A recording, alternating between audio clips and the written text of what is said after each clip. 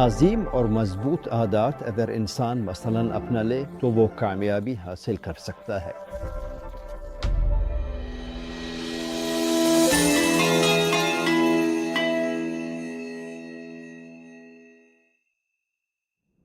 ناظرین، اب سب کو خوش آمدید اور اللہ آپ کو سلامت رکھے۔ وقت اور زندگی کی مینجمنٹ سیریز میں آپ کا خیر مقدم ہے۔ یہ زندگی کے اہم اور متاثر کن اسباق میں سے ایک ہے۔ آج میں ڈاکٹر ابراہیم القید کے ساتھ ہوں، جو کنگ سعود یونیورسٹی میں انگریزی زبان کے پروفیسر اور ڈاکٹر ہیں۔ اس کے علاوہ انہوں نے 22 کتابیں تصنیف کی ہیں۔ آئیے میں ڈاکٹر ابراہیم القید کا خیر مقدم کرتا ہوں۔ آپ کو خوش آمدید ڈاکٹر صاحب۔ آپ کی موجودگی سے محفل روشن ہو گئی اور میں خوش ہوں کہ ان لمحات میں آپ کے ساتھ آپ کی تصنیفات پر گفتگو کر رہا ہوں۔ اللہ آپ کو سلامت رکھے اور خوش آمدید خلیل۔ یہ بابرکت گھڑی ہے۔ میرے محترم بھائی، آپ کی موجودگی زیادہ بابرکت ہے ڈاکٹر صاحب۔ سب سے پہلے یہ کہ اپنے ماشاءاللہ 22 کتابیں تصنیف کی ہیں جو ذاتی ترقی اور خود انتظامی پر ہے۔ بتائیے یہ علم کیا ہے اور یہ شعبہ کس بارے میں ہے؟ بہت خوبصورت بات ہے حقیقت، یعنی یہ علم دنیا کے نئے علوم میں سے ایک ہے جس میں زندگی میں انتظامی تصورات، نفسیات، سماجیات، دینی تصورات، اخلاقی تصورات اور فلسفہ آپس میں مل جاتے ہیں۔ یہ سب مل کر ایسے خیالات، اصول، آرا اور رجحانات کو جنم دیتے ہیں جو انسان کی صلاحیتوں، مہارتوں اور عادات کو اس طرح پروان چڑھانے کی کوشش کرتے ہیں کہ وہ ایک فعال، کامیاب اور ممتاز انسان بنے اور اپنی زندگی کو اچھے اور اعلیٰ طریقے سے گزارے۔ یہ 22 کتابیں کب سے ہیں؟ ان کی عمر کتنی ہے اب تک؟ واللہ یہ 22 کتابیں بہت طویل عرصے میں لکھی گئی ہے۔ یعنی میں نے جب امریکہ میں طالب علم تھا تب 2 کتابیں تصنیف کی تھیں۔ میں امریکہ سے 2 کتابیں اپنے ساتھ لایا اور انہیں اس کے بعد شائع کیا جب میں نے جامعہ ملک سعود میں انگریزی زبان کے استاد کے طور پر اپنا کام شروع کیا۔ لیکن یہ سب تقریباً 30 سال میری زندگی کے لے گئے۔ یعنی چونکہ آپ نے یاد کیا کہ آپ کی شروعات میں جب آپ یونیورسٹی کے طالب علم تھے، ڈاکٹر، وہ کون تھا جس نے آپ کو متاثر کیا؟ وہ کون تھا جس نے آپ کو، ہم کہہ سکتے ہیں، تصنیف اور تحریر کے معاملے میں تصورات کی روڈ میپ دی؟ مجھے 2 لوگوں نے متاثر کیا۔ پہلا شخص شیخ عبد الرحمن بن صدی رحمہ اللہ ہیں، جو کہ علماء میں سے ایک ہے، یعنی قسم کے انیزہ سے تعلق رکھتے ہیں، اور انہوں نے ایک چھوٹی سی کتاب لکھی جس کا نام ہے الوسائل المفیدہ فی الہا السیدہ۔ بہت خوبصورت کتاب ہے اور مجھے یہ اس وقت ملی جب میں جامعہ ملک سعود میں طالب علم تھا، جب میں دوسرے یا تیسرے سال میں تھا۔ اور دوسرا شخص اسٹیفن کووی ہے، جو کہ امریکہ میں بہت مشہور ماہر اور منتظم ہے۔ ان کی ایک مشہور تصنیف ہے جس کا نام ہے دی 7 habits of highly effective people, وہ سب سے زیادہ مؤثر لوگوں کی 7 عادات۔ ان دونوں کتابوں نے مجھ پر اثر ڈالا۔ میں نے دیکھا کہ ہر ایک اپنی تہذیب، اقدار اور رجحانات کی نمائندگی کرتا ہے۔ اگر یہ دونوں ایک خاص طریقے سے مل جائیں تو واقعی انسان کی صلاحیتوں کو ابھار سکتے ہیں۔ اچھا، اس سے پہلے کہ میں نمایاں کتابوں اور تفصیلات کے موضوع میں داخل ہوں، یہ بتائیں کہ آپ لکھنے کے لیے کہاں جگہ پاتے ہیں؟ سب سے طویل کتاب جو میں نے لکھی، اس میں سب سے زیادہ وقت لگا، اور سب سے کم وقت میں لکھی گئی کتاب بھی۔ قسم سے لکھنا میری زندگی کا حصہ بن چکا ہے۔ جب میں یونیورسٹی میں طالب علم تھا تو میں لکھتا تھا، اور لکھائی کو میں اپنی ایک مشغلے کے طور پر لیتا تھا۔ جب میں امریکہ میں اعلیٰ تعلیم کے لیے گیا، لکھائی میری زندگی کا بہت بڑا حصہ بن گئی تھی۔ میں امریکہ سے نکلا ہی نہیں جب تک کہ، جیسا کہ میں نے آپ کو بتایا، 2 کتابیں تصنیف نہ کر لیں، اور ایک مضمون میں جو میں نے ایک مشہور استاد کے ساتھ لیا تھا۔ اس مضمون میں لکھنے کا مقصد یہ تھا کہ ہم سمسٹر کے آخر میں اس وقت تک نہ نکلیں جب تک ہر طالب علم اپنی ایک کتاب نہ لکھ لے۔ یہ حقیقت میں کافی پرانا ہے۔ کہتے ہیں کہ ہر لکھاری شاعر ہوتا ہے، اور ہم کہہ سکتے ہیں کہ اس میں بڑی محبت ہوتی ہے۔ ڈاکٹر ابراہیم اب ایک لکھاری اور مصنف کے طور پر جب اپنے لکھنے کا سفر شروع کیا، کیا آپ کا شاعری یا نثری تحریروں وغیرہ سے بھی کوئی تعلق رہا ہے؟ یقیناً خاص طور پر شاعری میرے لیے بہت اہم رہی ہے۔ مجھے یاد ہے جب میں نے انڈیانا یونیورسٹی میں پڑھائی کی اور پہلا سمسٹر لیا تو میرے استاد ڈاکٹر ہیری نے مجھ سے کہا کہ وہ مجھے اپنے دفتر میں بلانا چاہتے ہیں، اور انہوں نے کہا کہ تم لکھاری ہو، تم لکھتے ہو، تم شاعر ہو، تم یہ سب کچھ ہو۔ میں نے کہا نہیں واللہ، میں لکھاری اور شاعر ہوں، بس تمہارا انداز بہت خوبصورت ہے۔ اگر تم میرے ساتھ توجہ دو تو میں تمہاری مدد کر سکتا ہوں کہ تم ایک اچھے لکھاری بن جاؤ۔ تو تمہاری تحریر اور ڈاکٹر کی پڑھائی سے یہ احساس ہوتا ہے۔ خود انتظامی کے حوالے سے آپ کی سب سے نمایاں کتابیں کون سی ہیں؟ میرے پاس حقیقت میں کتابوں کا ایک بڑا مجموعہ ہے، لیکن سب سے نمایاں یا کامیاب شخصیت کی 10 عادات اور ذاتی و پیشہ ورانہ امتیاز کی انتہا ہے۔ اور تجربہ کار لوگوں کے منہ سے حکمت حاصل کرو، اور خوشی و کامیابی کے مفید اسباب، تمہاری ذاتی رہنمائی اور دیگر کتابیں، یہ سب حقیقت میں کتابیں ہیں، لیکن یہ میری سب سے نمایاں 5 کتابیں ہیں۔ آپ اپنی کتابوں کو اولاد سمجھتے ہیں، لیکن ان کتابوں میں سے ڈاکٹر ابراہیم کے سب سے قریب کون سی ہے؟ واللہ سب سے قریب کامیاب شخصیت کی 10 عادات ہیں، اور کتاب اکروجن امتیاز بھی، کیونکہ یہ اب تک میری تحریری تجربے کا نچوڑ ہے، اور یہ میرے لیے ایک بچہ ہے جس کی میں ابھی پرورش کر رہا ہوں۔ انشاءاللہ میں آنے والے وقت میں خوشی پر ایک کتاب لکھنے پر کام کر رہا ہوں، اور انشاءاللہ وہ جلد شائع ہوگی۔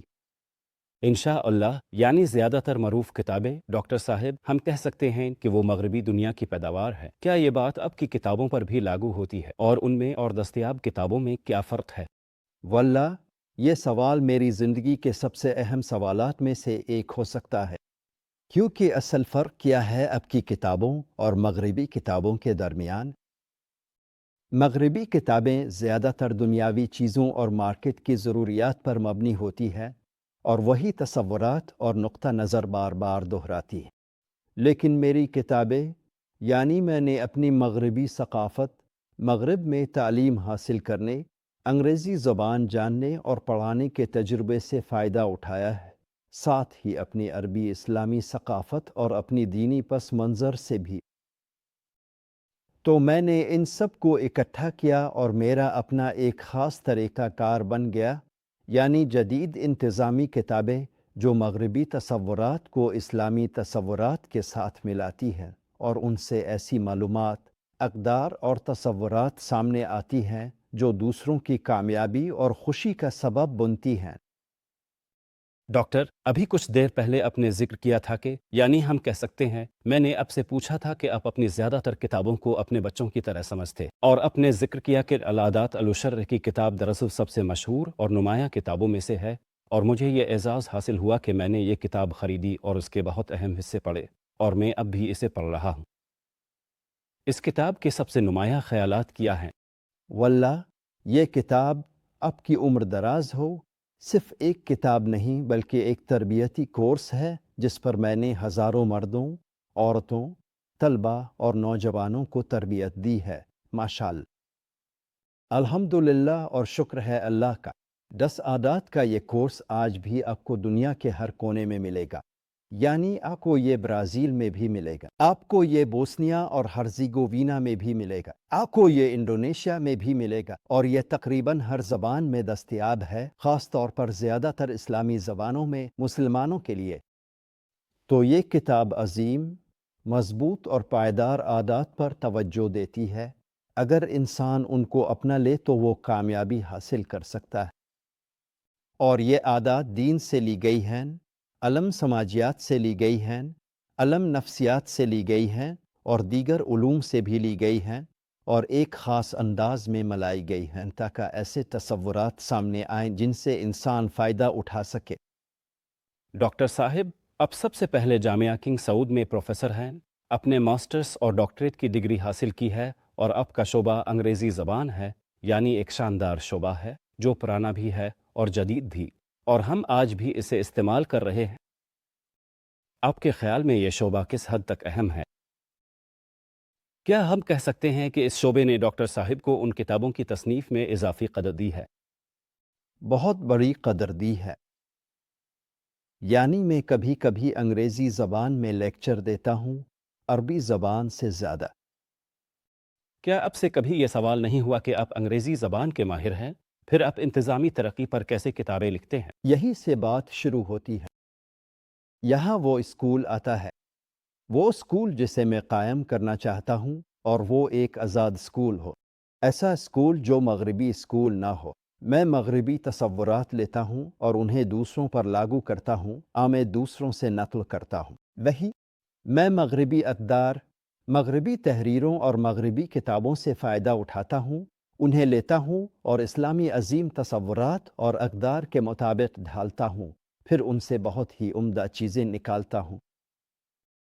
تو جب میرے ایک ساتھی، اللہ انہیں خوش رکھے، جو کہ میرے قریبی ساتھیوں میں سے ایک کمپنی کے ڈائریکٹر ہیں، انہوں نے کہا، بھائی میں نے آپ کی کتاب 10 عادات پڑھی ہے، اور میں نے اسٹیفن کووی کی کتاب 7 عادات بھی پڑھی ہے، اور میں اب سے پوری ایمانداری سے کہتا ہوں، اور امید ہے کہ یہ میری طرف سے اپنی تعریف کرنے کے طور پر نہ لیا جائے، لیکن میں کہوں کہ میں نے پایا کہ 10 عادات کی کتاب زیادہ سمجھ میں آنے والی ہے، اور ایک مسلمان انسان کے لیے جس کی ثقافت عربی، اسلامی اور سعودی ہے، اس کے زیادہ قریب ہے۔ آپ کی کتاب ایک قریبی کتاب ہے، اسٹیفن کووی کی کتاب، اگرچہ اس میں بہت سی خوبصورت باتیں ہیں، لیکن جن اقدار اور عادات کی وہ بات کرتا ہے وہ اس سے دور ہیں۔ مثال کے طور پر اسٹیفن کووی کے پاس 7 عادات ہیں، میرے پاس 10 عادات ہیں۔ میں نے اسٹیفن کووی سے صرف 3 عادات لی ہیں اور ان پر 7 مزید عادات شامل کی ہیں جو اس نے نہیں بیان کی۔ یہ بہترین عادات ہیں، اور یہ مغربی عادات نہیں ہو سکتی کیونکہ ان کی جوڑیں ہماری ثقافت اور ہمارے اسلامی دین میں ہیں۔ کس بنیاد پر اپنے 10 عادات رکھی ہیں؟ کیوں 12 عادات نہیں؟ کیوں 6 نہیں؟ جب میں نے عادات کے موضوع کا جائزہ لیا تو پایا کہ عادات بہت زیادہ ہیں۔ اسٹیفن کووی کے پاس 10 ہیں، میرے علم میں ایک شخص ہے جس کے پاس 20 عادات ہیں، کسی کے پاس 30، اور کچھ کے پاس اس سے کم یا زیادہ۔ میں نے ساری عادات کو اکٹھا کیا، پھر میں نے ان کا باریک بینی سے مطالعہ کیا، پھر میں نے بہت اہم چیزیں منتخب کیں، پھر میں نے احادیث نبویہ اور قرآن سے مدد لی۔ 40 نوایح بہترین کتابوں میں سے ہے۔ حقیقت یہ ہے کہ اس میں احادیث کے انتخاب بہت شاندار ہیں، اور میں نے کوشش کی کہ مغرب اور مشرق میں بہترین عادات تلاش کروں، پھر انہیں بہت عمدہ انداز میں ترتیب دوں اور ایک بہترین سیاق میں رکھوں۔ تو آخر کار بہت سی عادات کو چھانٹنے کے بعد میں 10 عادات پر پہنچا۔ پہلی عادت ہے امتیاز کی کوشش کرنا، اور میرا مطلب امتیاز سے یہ ہے کہ آپ کا اللہ تعالیٰ کے ساتھ تعلق میں نمایاں ہونا، اپنے کام، پیشے اور تخصص میں بھی نمایاں ہونا، اور ان انسانی تعلقات میں بھی امتیاز حاصل کرنا جن میں آپ دوسروں کے ساتھ رہتے ہیں۔ یہ ہے امتیاز کی کوشش۔ پھر دوسری عادت ہے اہداف کا تعین کرنا، کہ آپ کی دنیا میں واضح اور متعین مقاصد ہوں جنہیں آپ سالانہ منصوبے میں شامل کریں، انہیں ہمیشہ اپنے سامنے رکھیں اور انہی اہداف کے مطابق چلیں۔ تیسری عادت ہے منصوبہ بندی کی عادت۔ آپ اس منصوبے کو لیتے ہیں اور اسے سالانہ، ماہانہ، ہفتہ وار اور روزانہ کے شیڈول میں ترتیب دیتے ہیں، اسی طرح تاکہ یہ عادات آپ کو امتیاز، کامیابی اور تعمیری عمل کی دنیا میں لے جائیں۔ پھر چوتھی عادت ہے ترجیحات کا تعین کرنا۔ سب سے پہلے آپ خود ہیں۔ اہم اور اہم ترین۔ پہلے آپ کو امتیاز حاصل کرنے کی کوشش کرنی ہے، پھر آپ نے اپنے اہداف متعین کیے، پھر منصوبہ بندی کی، پھر اب آپ اپنے اہداف کو الگ کرتے ہیں اور انہیں ترجیحات کے مطابق ترتیب دیتے ہیں۔ اس کے بہت سے طریقے ہیں اور میں نے انہیں اپنی کتاب 10 عادات میں وضاحت سے بیان کیا ہے۔ پھر پانچویں عادت ہے توجہ مرکوز کرنے کی عادت، جو کہ بہت اہم اور عظیم عادت ہے اور اس کے بغیر آپ کامیاب نہیں ہو سکتے۔ اسی طرح باقی عادات بھی ہیں۔ ہم کہہ سکتے ہیں کہ آپ کی تصانیف کا سب سے پہلے آپ کے خاندان پر اور پھر ان لوگوں پر کیا اثر ہوا جو ان کتابوں کے قاری ہیں؟ میرے خاندان پر اس کا بہت بڑا اثر ہے۔ میرے خاندان میں میرے قریب کوئی ساتھی دوست یہاں تک کہ وہ نوجوان ملازمین جو میرے ساتھ یا میرے دفتر میں کام کرتے ہیں، ان میں سے کوئی بھی ایسا نہیں ہے۔ ان سب کو یہ عظیم تصورات روزانہ ملتے ہیں اور وہ ان سے واقف ہوتے ہیں، اور میں خود بھی اپنی پوری زندگی ان عادات کی عملی تصویر ہوں۔ یعنی جب بھی میں کسی خاص میٹنگ میں جانا چاہتا ہوں تو میں اس میٹنگ کے لیے مناسب عادت کو ذہن میں لے آتا ہوں۔ جب میں کہیں سفر پر جانا چاہتا ہوں تو میں اپنی وہ عادات استعمال کرتا ہوں جو اس سفر میں اپنانا ضروری ہے۔ اس ملاقات عادت رکھی ہے۔ یقیناً، اور وہ عادت ہے توجہ مرکوز کرنے کی اور خوبصورت موضوع پیش کرنے کی کوشش کرنے کی جس سے ہم سب فائدہ اٹھا سکیں۔ اچھا، ہم آپ کا شکریہ ادا کرتے ہیں ڈاکٹر صاحب، اور ہمیں خوشی ہے کہ ہمیں یہ خوبصورت موقع ملا اور اس تعارفی حصے میں آپ سے ملاقات ہوئی۔ کہہ سکتے ہیں کہ یہ دلچسپ اور خبردار کرنے والا حصہ تھا ڈاکٹر ابراہیم القید کے ساتھ۔ یہ ایک سلسلے کا حصہ ہے اور ہم اپنی یہ سیریز ضرور ڈاکٹر ابراہیم القید کے ساتھ آئندہ ملاقاتوں میں جاری رکھیں گے۔ انشاءاللہ اب سب سے خیر کے ساتھ دوبارہ ملاقات ہوگی۔